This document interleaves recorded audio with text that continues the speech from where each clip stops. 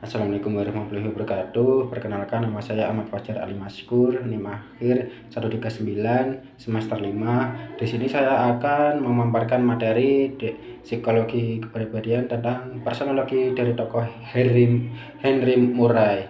Apa sih yang dimaksud dari personologi dari Henry Murray tersebut?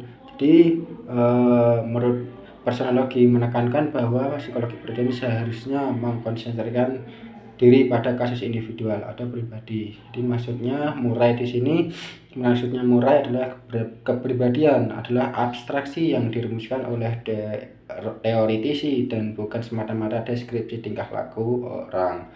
Karena rumusan itu didasarkan pada tingkah laku yang dapat diobservasi dan faktor-faktor yang disimpulkan dari observasi itu.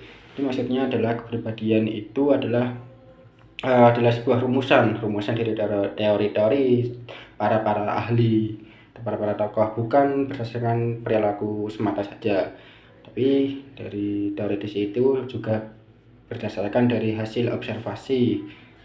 Ada data yang valid sehingga bisa dikatakan teoritis itu valid sehingga bisa dikatakan adalah kepribadian.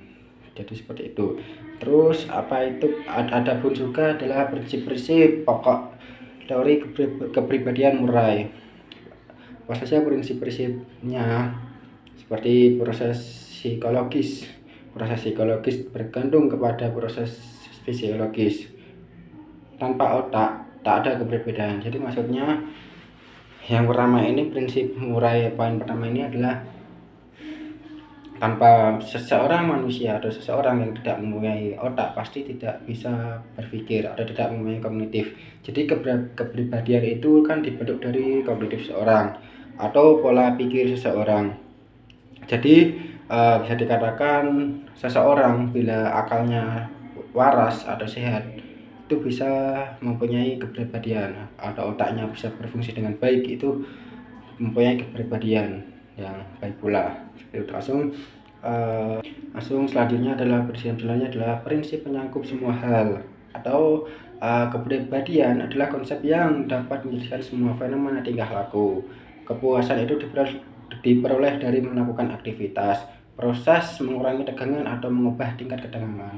Maksudnya di sini adalah kepribadian itu kan dapat menjelaskan konsep yang dapat menjelaskan semua tingkah laku. Jadi setiap tingkah laku, jenis tingkah laku ataupun tingkah laku yang dilakukan seseorang itu mencerminkan kepribadian seseorang tersebut. Jadi bila seseorang mempunyai kepribadian sekian, lalu pasti berpengaruh pada tingkah lakunya. Karena konsep dari tingkah laku itu adalah kepribadian dari individu itu. Terus kepuasan itu diperoleh dari aktivitas. Seseorang dapat melakukan aktivitas itu dapat memperoleh kepuasan itu dari melakukan aktivitas tersebut. Lalu proses mengurangi tegangan atau mengubah tingkat ketegangan. Jadi seseorang kan harus selalu bila tenang kan harus selalu enjoy atau tidak ada tegangan yang berlebihan. Jadi seorang individu harus mempunyai defense mechanism atau perlindungan diri. Dalam prinsip ini juga seseorang individu harus tidak terlalu tegang, atau bila tegang sekali harus dikontrol atau dikurangi tingkat tegangan atau dalam defense mekanisme itu. Selanjutnya adalah struktur kepribadian. Di sini ada id, ego, dan superego. Langsung saja ke id. Id di sini adalah sebagai gudang semua kecenderungan impulsif yang dibuat sejak lahir. Jadi id ini menguasai energi dan mengarahkan tingkah laku sehingga menjadi dasar kekuatan motivasi kepribadian. Kan perbedaan dari tokoh Freud dengan Henry Murray ini, kalau Freud kan berisi impuls primitif, amoral, dan kenikmatan, cuma itu, dalam kutip cuma itu, misalnya cuma kenikmatan, mencari berisi impuls primitif, amoral, dan kenikmatan. Tapi kalau Henry Murray ini lebih spesifikasi atau lebih kompleks, bahkan bisa lebih baik. Contohnya Murray juga berisi impuls yang bisa diterima baik dan diharapkan masyarakat seperti empati, cinta, dan memahami lingkungan. Jadi selain kita atau individu yang mempunyai id ini mencari kenikmatan atau memenuhi pemenuhan biologis, tapi juga apakah itu bisa diterima masyarakat seperti empati, rasa cinta masyarakat, atau memahami lingkungan, tidak menimbulkan kerusakan pada masyarakat tersebut atau lingkungan di sekitarnya, seperti itu. Jadi selain itu lebih kompleks dari murai ini juga ada moral dan bisa diterima. Terus ego di sini murai adalah memberi peran ego lebih luas dari Freud. Hanya bedanya Freud hanya melayani, mengubah arah dan menunda impuls yang tidak diterima, tetapi ego juga menjadi pusat pengatur semua tingkah laku secara sadar, mencernakan tingkah laku, mencari dan membuat peluang untuk memperoleh kepuasan yang positif. Jadi